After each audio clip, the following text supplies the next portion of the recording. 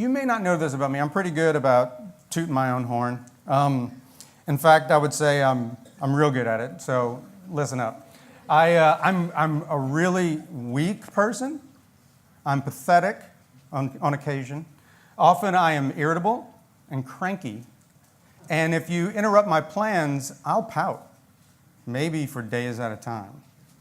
And you might be thinking, Bear, I don't think you get the bragging thing. That's not how you do it. But I learned it from Paul, as I mentioned in this text in 2 Corinthians 12. So we're going to start in verse 7. And Paul starts out talking about, in the previous verses, about these revelations from God and basically these privileges. And he's talking about these things that are very, very honorable to him. The very specific things that have happened to him that could possibly make him maybe a little arrogant. So he says, because of the surpassing greatness of the revelations, for this reason, to keep me from exalting myself, there was given me a thorn in the flesh, a messenger of Satan to torment me, to keep me from exalting myself. So he states the purpose, to keep him from exalting himself, to keep him from bragging. The Lord has given him this thorn in the flesh. And we don't really know what it is. Some think it was an illness or something wrong with his eye. We don't really know what it was, but it was something to keep him humble, something to keep him from becoming arrogant and bragging. So that was the purpose. And then he says, concerning this, I implored the Lord 3 times that it might leave me. So he's saying he doesn't like it. He doesn't want it. There's many bad things we have in our lives that we don't want. We wish it was best to not have it. And this is what he's saying. He's asking God to take this away. And God said to him, my grace is sufficient for you, for power is perfected in weakness. So this is stated as a bit of a statement of fact. My grace is sufficient. Power is perfected in weakness. This isn't yet necessarily a lesson. This is God telling him some truth. And we accept this truth at face value, but we also can be taught it and we're brought through this. And if Paul hadn't had this thorn in the flesh, maybe he would have become arrogant. Maybe he would have disqualified himself from being in the ministry. Maybe his ministry would have been different or shorter. Maybe we wouldn't have had the books he wrote after this point. And that would have been a loss. Somebody else would have been used by God to have his ministry, but it would have been a loss certainly for Paul. So fortunately, God said, no, I'm going to use this guy and I'm going to keep him humble. And verse 9 says, most gladly, therefore, I will rather boast about my weaknesses, so that the power of Christ may dwell in me. So now he's talking about boasting in these weaknesses. If God says they're good, and if in my weaknesses I'm strong in him, then these are things that I want. These are things that are good. These are things I'll boast in. So that, we have a reason, so that Christ may dwell in me. And that's a great reason, to glorify him, to live in him. Therefore, I'm well content with weaknesses, with insults, with distresses, with persecutions, with difficulties for Christ's sake. For when I am weak, then I am strong. So now he's convinced of this truth that God shared with him. If this is true, if I'm strong when I'm weak, if I am blessed when I'm cursed and persecuted, we're talking about the persecuted church today, then these things are for God's glory. These are times where he can use us and he can step up as we are too weak and glorify himself in us. For when I am weak, then I am strong. God's always doing it a bit backwards. Weakness is strength. When we are weak, he's able to step in and be strong. He's able to take over. So Paul is content to brag about these things, the weaknesses, the insults, distresses, persecutions, and difficulties. These are the things that he's proud of. These are the things that he will boast in. And these are the things that we need to learn how to boast in as well and also accept and rejoice in. And again, why? What's the purpose? Christ can dwell in us for Christ's sake, for his glory. These are the things that we can serve him in and glorify him in more in our weaknesses. Many times I did this Thursday. I'll confess I was so frustrated. And I'm trying to do all these things. I struggle with control and patience. I want things done, and I want them done now in my way. And I'm constantly struggling with that. I was driving somewhere. I think I went to Lowe's, got the wrong thing, went back. I was like, I'm going back again. I'm getting the right thing, and I'm driving, and I'm frustrated, and I'm just like, God, I give up. I give up. And I feel like every time I do that, because I'm a baby, I do it a lot. I feel like every time I do that, he's up there going, finally, let me step in. Now I can help you out because you stop beating your head against this wall. Fingered man. And it reminds me of the scene in Princess Bride when Inigo Montoya finally finds the six-fingered man. And he's chasing him down the hall, and the six-fingered man goes behind the door, and he's running and pounding on the door, and he can't knock down the door, and he's just beating against that door, and it won't open. And finally, he calls Fezzik. He's like, Fezzik, I need you. And Fezzik comes up, and he's like, I got it. And just bam, knocks the door down. It's just like, that's what this reminds me of like, we will beat our head against these walls for so long, trying to get them open in our own strength before we'll admit our weaknesses and let God step in and glorify himself through our weaknesses. And we need to realize these things and rejoice in them. And for a good example, I always think David is an example of almost everything. And I think he's a great example here of using his weaknesses for God's glory. He's human, we're going to struggle with a lot of the same things. So what was David's job? He had a couple of jobs. He was certainly a king, but at first he was a shepherd. And as a shepherd, he had his ups and downs in life. But his introduction, the first thing we learn about David is that he's tending sheep. So if you have 1 Samuel 16 marked, you can turn to that. We're going to start in verse 11. And it says, Samuel went to Jesse's house. The Lord led him to Jesse's house to anoint the new king. It says, one of his sons is going to be king. I'll show you which one. So he goes there. Jesse brings out his sons. He goes down each one, and he's like, no, I'm not getting anything. Do you have any other kids? Because this doesn't seem to be working out the way I expected. And Samuel said to Jesse, are these all the children? And he said, there remains yet the youngest, and behold, he is tending the sheep. So he wasn't even counted. He was like, oh, it can't be David, so he can go to work and tend the sheep, and I'll show him the other guys. And Samuel said to Jesse, send him and bring him, for we will not sit down until he comes here. So they're determined. He's thinking, that's probably the one. Go get him. But he's off in the field. And I picture a lot of things visually. I picture this one in a movie, like, oh, he's off in the fields, and you've got this introductory shot of where it's like, Jesse's like, David! And he's just like, Father, I come. Behold, I leave the sheep. And it reminds me of in Legend. I saw this interview with Brad Pitt, and he had this opening shot in the movie, and he was like, he felt kind of silly. He's just riding the horse. They're like, okay, cut. And they're like, he didn't even know it was for or something. And then he saw the movie, and he was like, now I understand the purpose of an introductory shot. I mean, it's just like this big deal. And that's how I picture like David. It's just like, this is it. This kid is the king. And he's a shepherd. He's serving. He's protecting the flock. So he's just a boy. He's not even in the army when they fight the Philistines. But his dad asked him to bring some food to his brothers. So he goes out there, just as a boy. And we all know that Goliath comes out every morning and taunts the Israeli army and tells them, send out your champion. I'm going to kill him, and then we'll all go home. Or we'll win. You'll be our slaves. And David gets there, and he's just like, wait, that guy? That guy? I can be involved in this. So he goes to Saul, and Saul's like, you're just a kid. What are you going to do? And in 1 Samuel 17, it says, yes. But David said to Saul, your servant was tending his father's sheep. When a lion or bear came and took a lamb from the flock, I went out after him and attacked him and rescued it from his mouth. So this is a pretty bold move to go and rescue the sheep. He didn't just abandon it or do anything like that. He's protecting. He's a good shepherd. He knows what a good shepherd is, and he's doing it. And then verse 35, it says, and when he rose up against me, I seized him by his beard and struck him and killed him. Your servant has killed both the lion and the bear. And so we see this picture of he's out tending sheep. And he's got a bunch of them, obviously, and a lion or a bear come up, take one of the sheep, and run off.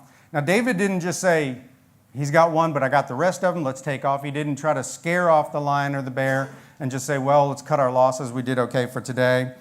He saved the sheep. So he went out after him, and he's like, boys, I'll be right back. Daddy's coming back. I'm going to get little brother. And he goes out after him, and he attacks. He attacks a lion or a bear or both.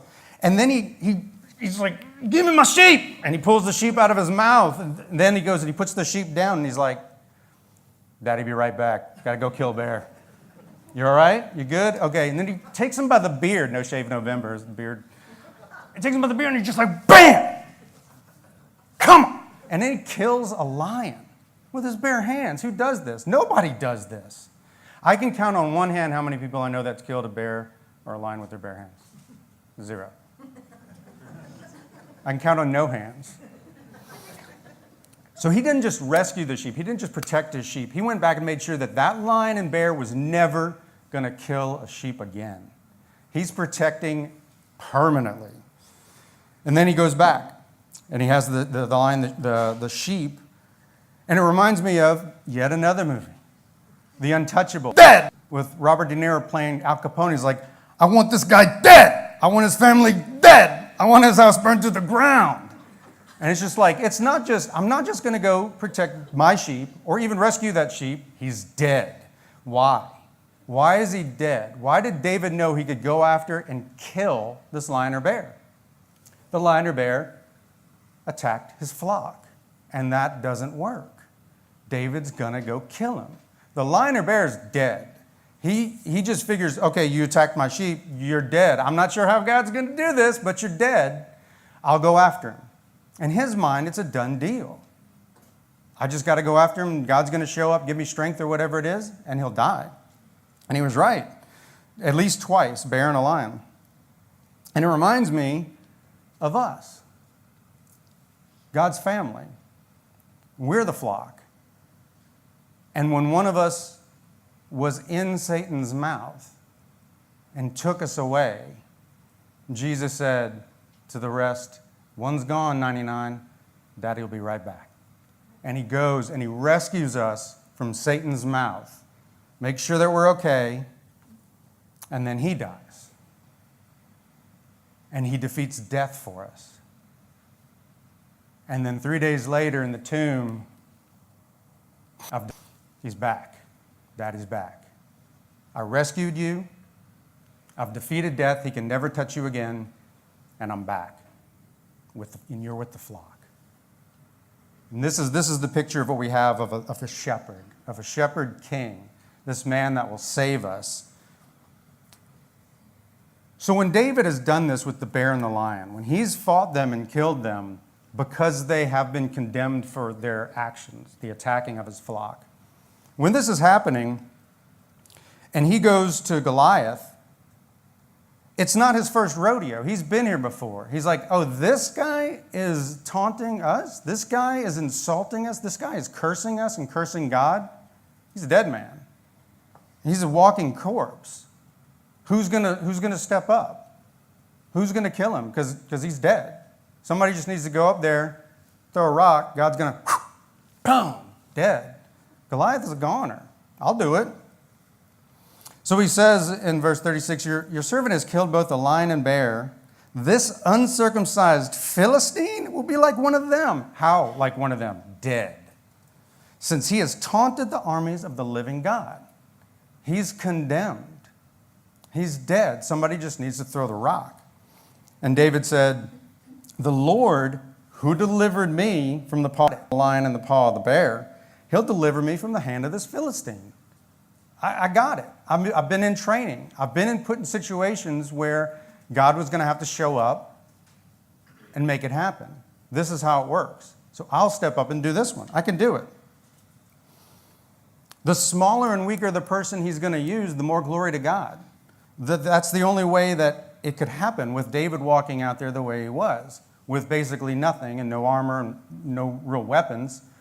So if this happens, if he walks out there as a boy and he kills the giant, I mean, they'll put it in the Bible. They'll write books about it and songs. It's amazing. Because that's the only way it's going to work. It's going to have to be a miracle. And he's confident in God's past. When he was in these situations before with the lion and the bear, God showed up. This is how it works. And I'm confident he's going to do it again when this guy's condemned. But Saul wants to have a hand in this. Saul wants to make sure that there's a human touch on this that can be protecting David. In verse 38, it says, Then Saul clothed David with his garments and put on a bronze helmet on his head, and he clothed him with armor. David girded his sword over his armor and tried to walk, for he had not tested them. So he's never worn metal before, intending the flock. He's never fought like this before. He doesn't know how to use the sword and, run with armor on or anything. So he hasn't tested these things, and he's thinking, this isn't how God worked with the lion and the bear. This isn't, the MO for when you kill something that's been condemned. He doesn't know how this works, and he's thinking, this isn't wrong. So David said to Saul, I cannot go with these, for I have not tested them. And David took them off.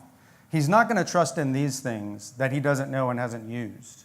He's going to trust in God, who showed up every time and delivered him. And he always gives glory to God there. The Lord has delivered me from the lion's paw and the bear's paw. The Lord will deliver me from this as well. Not the armor, the same way he did it before. It reminds me of yet another movie. If you've seen The Lord of the Rings, and I hope you have,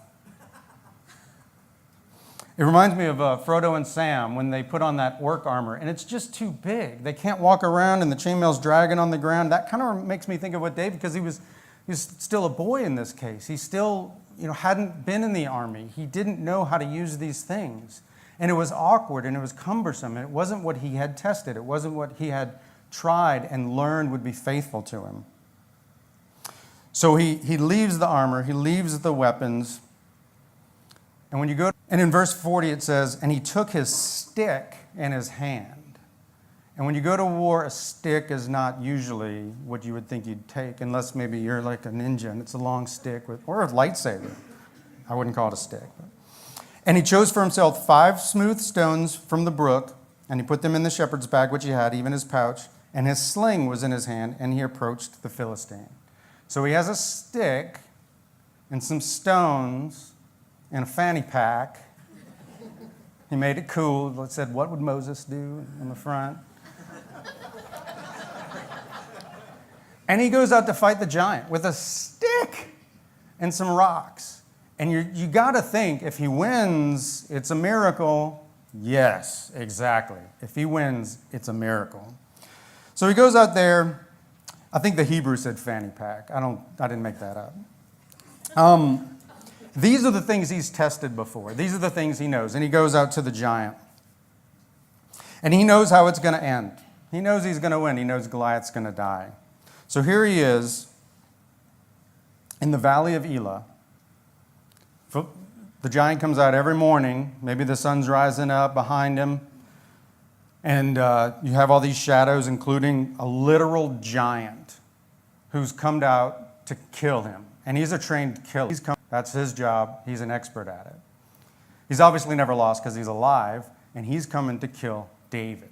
And David's the little boy just standing in his shadow with a stick. And in verse 43 it says, the Philistine said to David, am I a dog that you come to me with sticks? And the Philistine cursed David by his gods. The Philistine also said to David, come to me, and I will give your flesh to the birds of the sky and the beasts of the field. So he's confident in himself. He's confident that he's going to win and that he's going to defeat the entire army. And what's David's comeback? Then David said to the Philistine, you come to me with a sword, a spear, and a javelin, but I come to you in the name of the Lord of hosts, the God of the armies of Israel, whom you have taunted. This day the Lord will deliver you up into my hands. So it's not, I'm going to beat you. No, I'm going to beat you. It's, I'm going to beat you. No, God's going to beat you.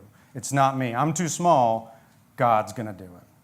Can't really come back from that because it's kind of like my dad's bigger than your dad. And it's like, well, your dad's not here, so I'm not sure if that's true. We could debate it for a little while, but we'd have to have some measurements and wait. Get back to me. And then he says, and I will strike you down and remove your head from you. So he one-ups him. I'm going to take off your head. And I don't know if he was planning on using the stick to do that, because he doesn't have a sword. It's going to get nasty. I'm not sure. Maybe he already knows and I'm going to use your sword to do it. Burn. It's like, I don't know what the plan was there. He's just off the cuff, and I'm going to flip you and bury you. But he says, and I will give the dead bodies of the army. So now it's the whole army of the Philistines this day to the birds of the sky and the wild beasts of the earth, that all the earth may know that there is a God in Israel.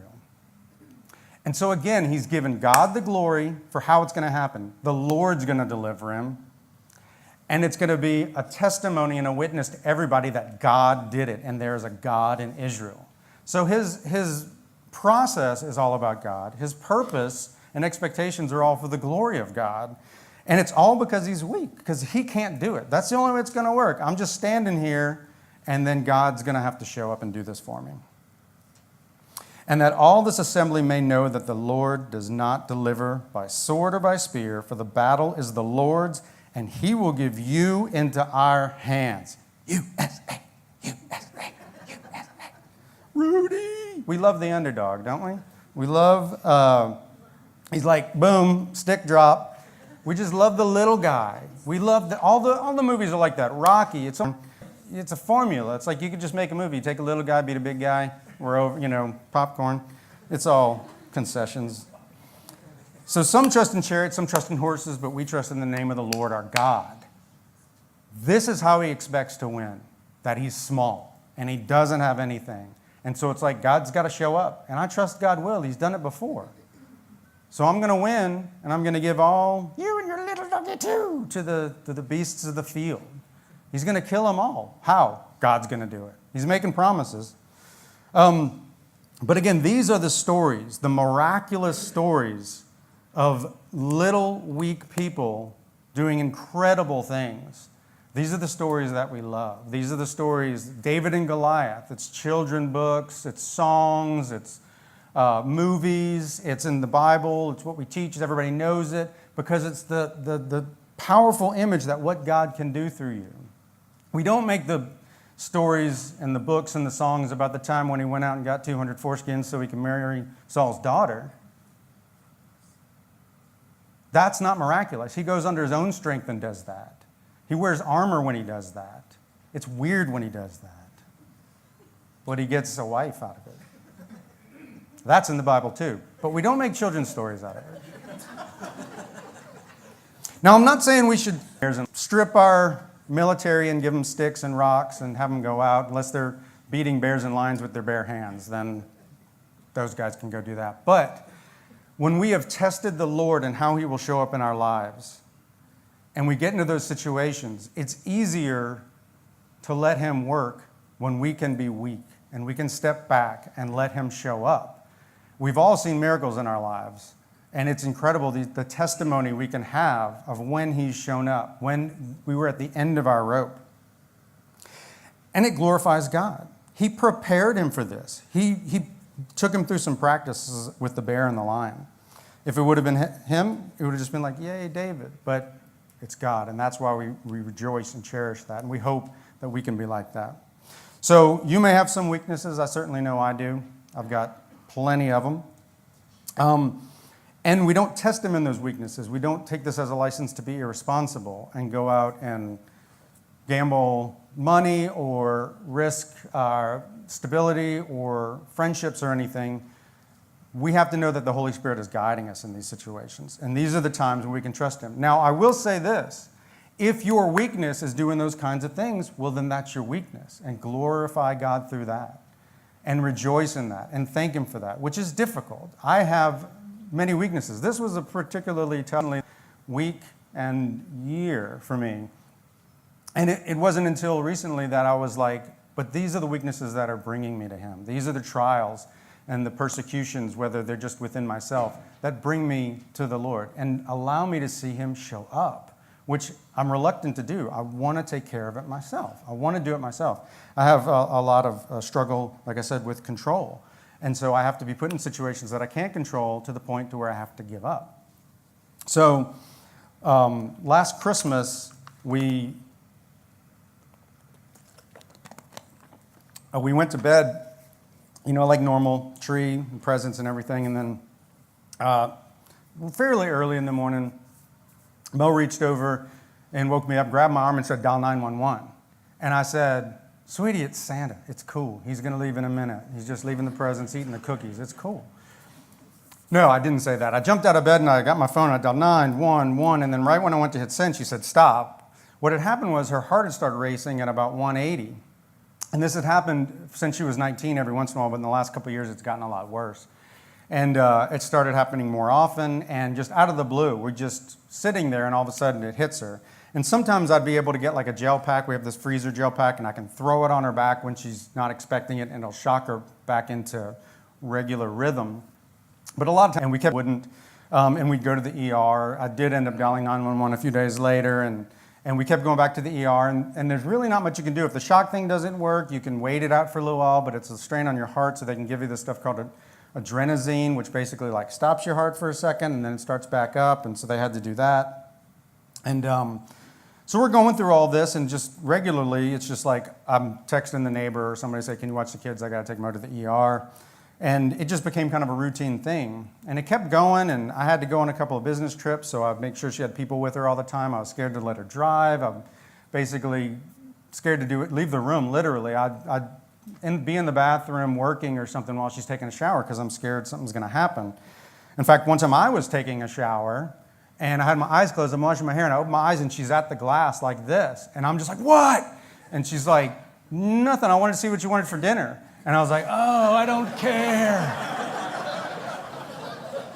Oh. I thought something was wrong. She's like, no, I'm okay. And I literally dropped in the shower and just started crying because it was just so emotional for me. I couldn't take it. I didn't have any control, and I didn't have anything I could do. Well, she wound up having heart surgery where they went up in a vein, ablated part of her SA node, and it worked. And she had a few months where it was called the blank phase, and it went fine, and she's good now, but it was a really, really difficult time. And one time I was on a trip, and we'll skip that. That'll be another sermon sometime. So then, about 2 months ago, we went to New York, and I brought the whole family. We went up to New York for me to teach, and we're in Manhattan, and Monday was T's birthday, and Tuesday we took him to SpongeBob the Musical. And he wasn't feeling good all day, but we were doing a lot of walking, so we're like, yeah, he's the smallest one. He's probably just tired. But halfway through the musical, he's like, I want to leave. And we're like, this is crazy because he loves SpongeBob. And this was what he was looking forward to the whole time. So I take him back to the hotel, and he's complaining, but I think he's okay. I'm looking up appendicitis symptoms, and it's like, sounds like it. Mo comes back with Mitch from the musical, and we pull the covers back on T, and he's just sopping wet. I've been feeling his head, and it wasn't hot, but his body was just soaked. And she's like, well, I'll take him to the ER. And I'm like, well, I can take him. And Mo's like, well, you need to stay here and rest because you got to work tomorrow. It's like 10 at night. And I'm like, so that's still on the table. I'm going to work. Okay, that's weird, but cool. So we get a lift. She goes to the ER, and she's texting me every once in a while. We're waiting on this. Okay, it's appendicitis. Okay, surgery tomorrow. Okay, they've moved us to pediatrics. So the next day, I bring him some stuff. I go teach, and we just walk through this thing. We're just like, okay, so this is what the trip is now. It's hospital, all this. We'll see how this goes. But God walked us through months of all this intense stuff. He's going to get us through this. And good thing our flight back is on Saturday because Friday we won't be ready to fly home. And we flew home Saturday. And when Tristan got back from the hospital, one of the first things he said was, I got really lucky in New York. We're like, what? He's like, yeah, I got some Legos, and I got this squishy ambulance for my ambulance ride. I was like, you did get lucky, buddy. It was a good trip. Happy birthday. And then when we got back, we flew back, and we're driving home. We're in the van, like, just like the wheels going this way. It's like we've just been through something. And he's like, I wish we could have stayed another week. And we're all like, what? He got a free pillow from the hospital. It was like the trip of his life. But we just walked through it. It was exhausting, but we just walked through it. It was crazy. We were like, why are we not freaking out? And it's like, well, God was faithful with the bear and the lion. He's going to get us through this. It's not that big of a deal. We'll just soldier through and see what God says to do next. Oh, we go here. Okay, now you cut this out. Okay. Tristan was like, can I keep it? Can I keep it? And she's like, no, but I'll take some pictures for you. And it's disgusting. I don't know if you've ever seen an appendix. I thought it was like a little cute little thing. No, it's like an alien. It's messed up. So we can, and then we for our weaknesses because he walks us through them and he proves himself. He passes the test, and then we can expect that faithfulness the next time, and we can glorify him. There's no way that in some point earlier in my life I would have been able to go on a business trip to Manhattan, bring my family, have an emergency appendectomy, and be okay with it. There's no way. And I don't know if I go back again that I'd do it and be okay either. I don't know. I'm weak. And thank God I am. Glorify God that I am. But that time, we were able to do it. Worst trip of my life, but we were able to do it. So what is David's desire? What does he want through all this? He's the king. He's the shepherd. He's been through his struggles. What's his desire? What's his heart? And we get a picture into that in Psalm 27. In verse 4 it says, "One thing that I have asked from the Lord that I shall seek, that I may dwell in the house of the Lord all the days of my life, to behold the beauty of the Lord and to meditate on his temple." So through all David's harsh times, his ups and downs, his victories, his times alone in caves being chased, his faking crazy, his adultery, his murder, he probably wasn't that great of a dad sometimes. It seems like he wasn't a very good grandfather. I mean, Solomon's kid, Rehoboam, wasn't a gem. So maybe he wasn't that great of a guy all the time. But yet through all this, he's called a man after God's own heart. Because he's weak. He's weak, and God used it. There's so much in the Bible from him, so much beauty, because he's weak, he's small. And what's his desire but to glorify God and to dwell in his house forever? Now, these weaknesses are also what have brought us to our salvation. The thing that has allowed us to see that God saves us. You don't go to God saying, "Let's make a deal. I'm doing pretty good, but I'm thinking you could upgrade me a little bit." He doesn't make bargains like that. You go to him when you say, "I'm done, and I can't do it." And then he can step in and save you. And he uses us in that plan. He's always using the backwards plan. He uses the second born so many times in the Old Testament. He saves the world through a baby. It's always a bit backwards. And then he uses us, the fallen, in his plan. How much more impressive can you be that when we go to him and say, "I can't do it, I can't please you," that he says, "You're right, and now I can use you." The most glorifying thing I can think of to God would be for him to use this and anything. But he's that big that when I'm weak, I'm strong because I'm with him. And the other thing that proves this is the church. It's such an amazing, miraculous entity, the church, because it's lasted all this time and it's grown over the years. And if you know humans like I know humans, we have a hard time getting along at all. And Christians are no better, sometimes worse, especially, no, I'm just kidding. But if the church can thrive and survive, that's got to be proof of God. Because nothing else could do this. Nothing else could keep us together. Nothing else could allow us to love each other. It's miraculous. So in his weakness and in his trials and in his desire and in his shepherding and in his fighting, in his protecting the flock as the good shepherd that he was and providing for his flock as he did, the protection he provided, and in the valley where he's literally standing in the shadow of a giant that's come to kill him, and he has nothing but sticks, rocks, and no armor. With that in mind, let's read Psalm 23. So who is David's shepherd? Who does he give the glory to as the one who protects him, the good shepherd?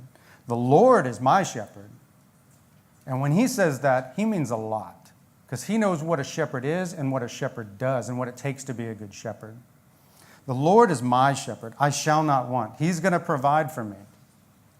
It's a done deal. I've got it made. He makes me lie down in green pastures. He leads me beside quiet waters. He restores my soul. Not just protecting the sheep physically, but my soul. He guides me in paths of righteousness. Not just smooth, level paths.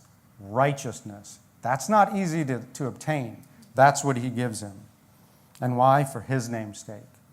Now, if you look at the life of David, was it filled with green pastures and quiet waters? No. But that's what it is.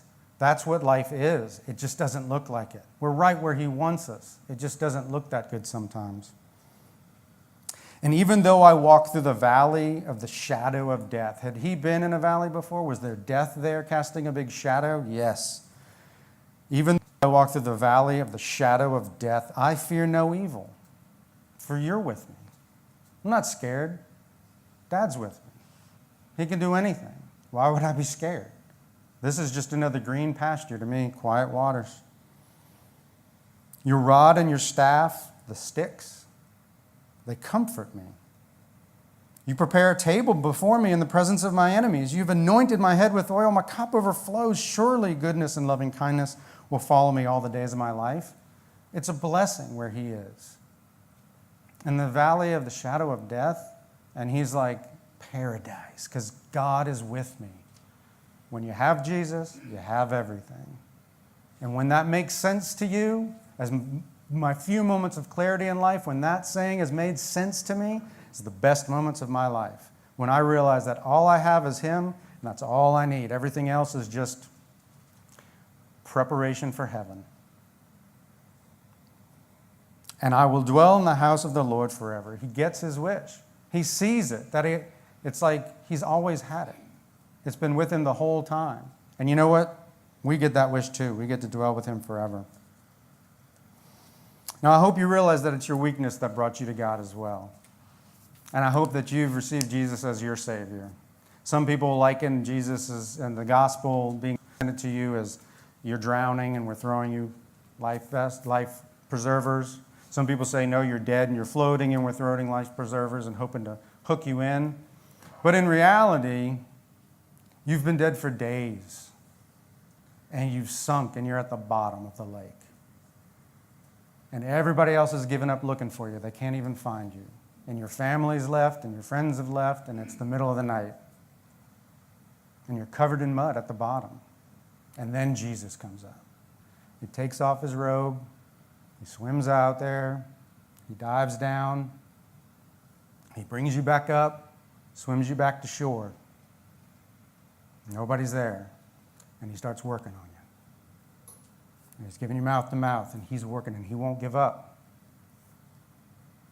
And finally, with his last push, your heart beats, and you choke out the water, and you breathe, and he dies. And he did it all for you. That's the gospel. You're not swimming. You're dead. And you're lost. And we're weak. And there's nothing I can do but be weak for him. So Andy posted something on Facebook the other day that I can't stop thinking about. And it's this quote from Andrew Murray, Abide in Christ. And it says, the Christian often tries to forget his weakness. God wants us to remember it, to feel it deeply. The Christian wants to conquer his weakness and be freed from it, and God wants us to rest and even rejoice in it. The Christian mourns over his weakness. Christ teaches his servant to say, I will take pleasure in my infirmities. Most gladly, I will glory in my infirmities. The Christian thinks his weaknesses are his greatest hindrance in life and service to God. God tells us that it is the secret of strength and success. It is our weakness, heartily accepted and continually realized, that gives our claim and access to the strength of him who has said, my strength is made perfect in weakness. So how do we apply this? What's the takeaway? Well, first of all, it's grace to yourself, because we're weak. It's not a license to sin, but we're weak. It's not a license to be deceitful, but we are weak, and we always will be. And it's not something we're going to overcome. It's something that we say, thank God. Thank God I'm weak. Thank God I realize it this time, and I can stop beating my head against the wall and let you show up. Thank God I can rest in you. I don't have to do it. It's not up to me. Thank God, because I will screw it up every time, every single time. I've got a whole blog series I wrote called Failed It, of my many failures in business and everything else. I can't tell you how many times I've failed. If you knew how many times I've failed, well, you wouldn't be listening anymore, that's for sure. And then grace to others, because guess what? Nobody else is perfect either. Grace to yourself and grace to others. We're fallen. We're so fallen. And that's not an insult. That's a compromise. I mean, that's a compliment. If we are to rejoice and boast in our weaknesses, then me calling you weak is a compliment, because it means you glorify God in your weakness. And hopefully it reminds you it's not up to you. And through it all, we can know that He's strong and He's on our side. That doesn't mean He does everything we want. No, He's a good parent. He makes it hard sometimes. He disciplines us. He takes us to the doctor to get shots. I had to hold Tristan down the last time because he was swinging at nurses. And I had to hold him down. And it hurt, but I was like, it's going to happen. We're going to do this because I want you to be well. And I want to do what's best for you, even though it hurts. So, in going through what I went through with Mo's heart stuff, which I can't believe it's been almost a year, I heard a lot of things from people, a lot of advice. And one of the things you hear from people is everything's going to be okay.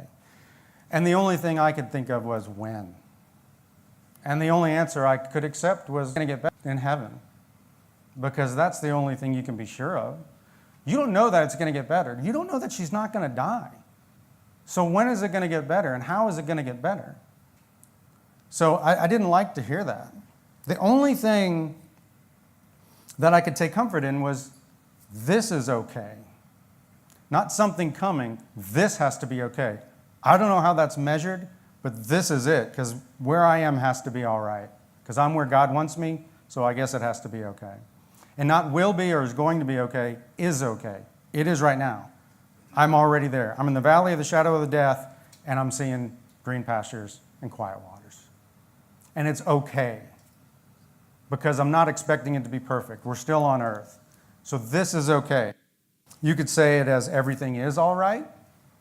You could say God is on His throne. God is in control. You can say, all right, all right, all right. Whatever works for you, but this is okay. It has to be. I can't go through a day if I don't believe that this is okay. If I don't believe that God knows where I am. You could say it as well. It is well with my soul.